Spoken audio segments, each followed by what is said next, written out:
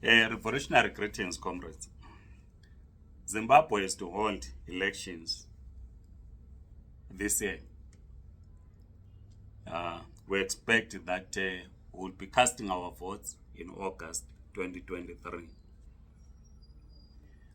Over the weekend, media reports reported that President Emerson Mnangagwa was meant to announce or to proclaim the date of elections. Some media reports said it was meant to proclaim the date of elections on the 28th of May 2023, which was a Sunday, yesterday. Others then said he is likely to proclaim the date of elections today, Monday, the 29th of May 2023. But there are serious problems with the whole management of elections in Zimbabwe. The Zimbabwe Electoral Commission is incompetent. It has proven beyond any reasonable doubt that it is incompetent. It cannot run a professional election or run elections professionally, because every Zimbabwean who's above the age of 18 has a right to participate in the electoral process. Firstly, we saw the delimitation, how it was carried out. Many people complained on how ZEC, the Zimbabwe Electoral Commission, drew up constituencies and the wards.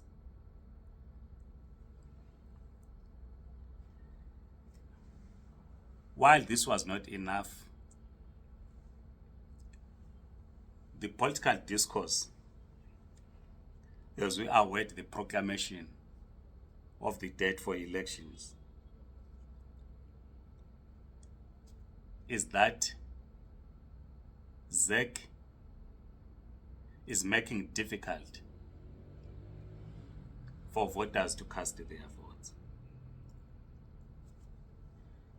What ZEC has done so far is that it has placed some people's names in other polling stations where they traditionally do not vote.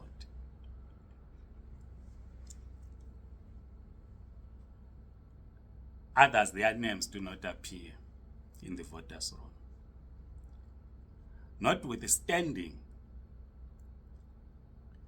that some of these people did check their names 30 days ago. Their names were there.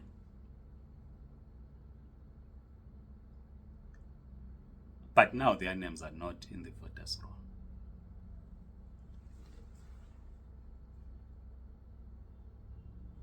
It proves to all of us that ZEC is incompetent to run an election.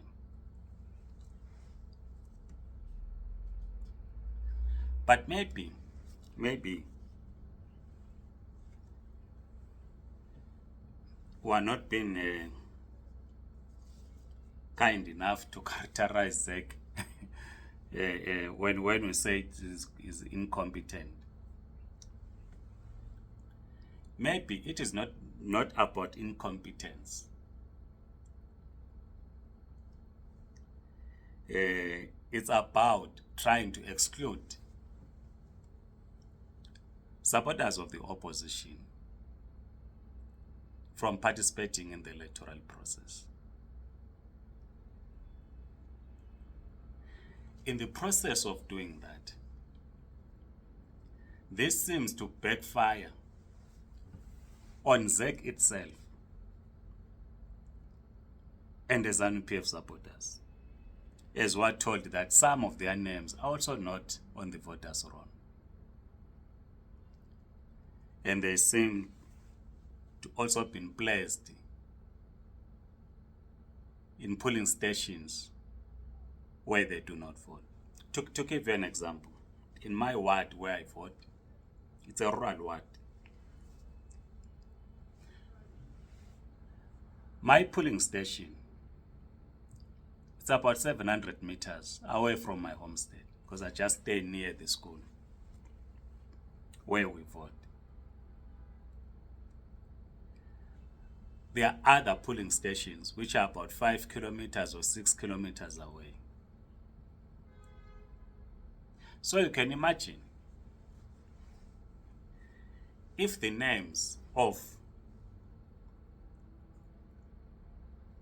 some of us in the polling station where we traditionally vote then appear in a polling station 6 kilometers away. What does this mean?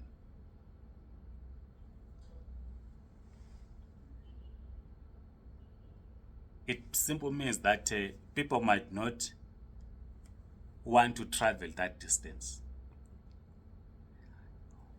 While the voting is ward-based, the name of a voter appears in one polling station. You cannot have your name appearing in a ward in all polling stations. It has to appear in one polling station. In a rural setup, in most cases, the polling station or a school is turned into a polling station. A school, a clinic, turned into a polling station. I've been reading comments on social media where people in urban areas, their names are found in another suburb, not in the suburb where they reside.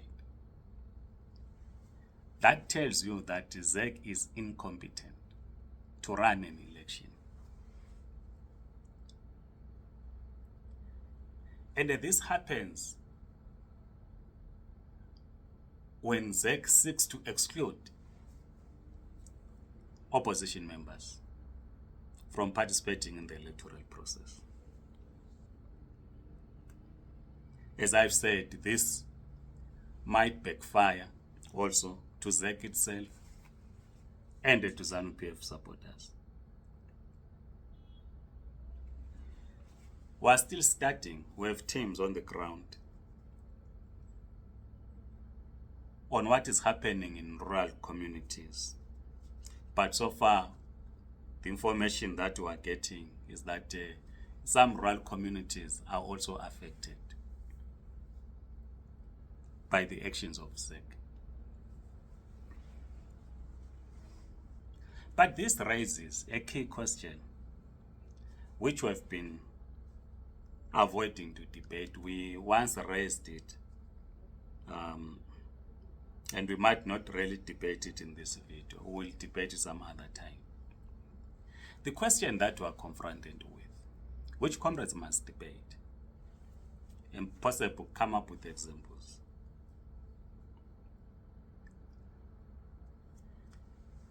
Can we dismantle the deep state through an electoral process from a Marxist point of view? Is this possible? Remember, we characterized Zimbabwe as a deep military state which is militaristic.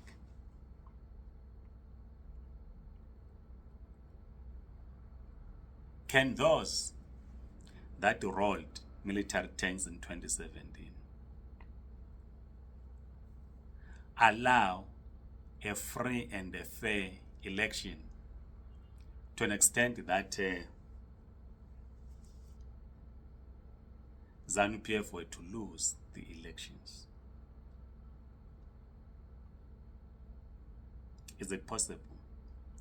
That's the question that we must engage on.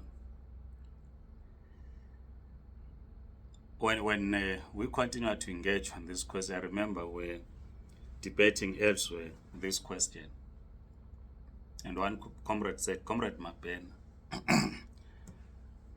he said, we do not need the theory now, we need action. But action flow from a well thought out theory.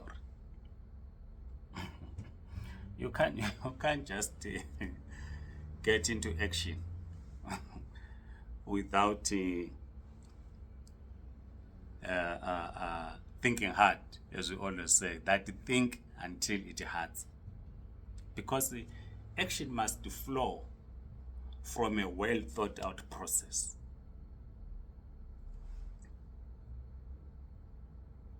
As I'm saying that, or posing this question, is it possible to dismantle a deep state through an electoral process? I was watching in the last few days the documentaries of Nelson Chamisa on YouTube.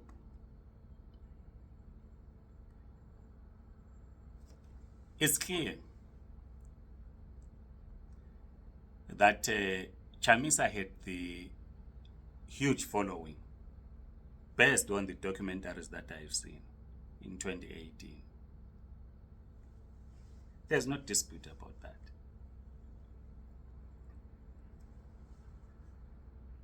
But the question remains,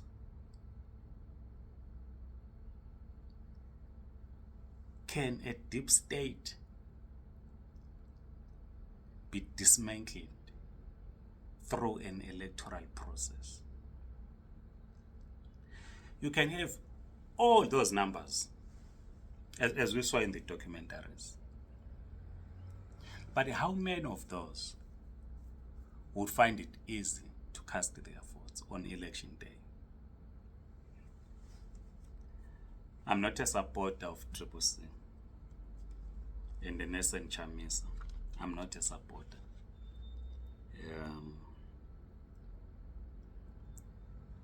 But I'm using this as an example to say the numbers themselves might not necessarily translate,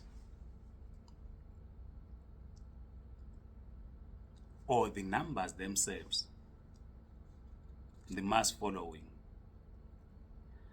might not lead to a victorious outcome by the opposition in a deep state, like Zimbabwe, for instance. We need, maybe comrades might need us to use the Russian Revolution as a case study. For us to answer this question,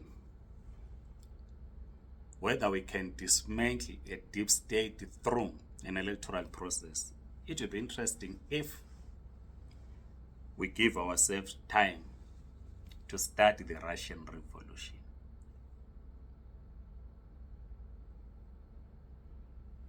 And the question we must ask, is it the mass of the people in Russia that led the revolution? Or there were few who led the revolution? What were the conditions in Russia that led to the revolution? Do such conditions exist in Zimbabwe? I'm throwing this to you, comrades, so that we can have this debate, so that we can begin to say and answer this question that Comrade Lenin posed: what is to be done? So let me stop here so that we can have this discussion. Please like the video, circulate, subscribe to this YouTube channel. Otherwise, Amandla, comrades.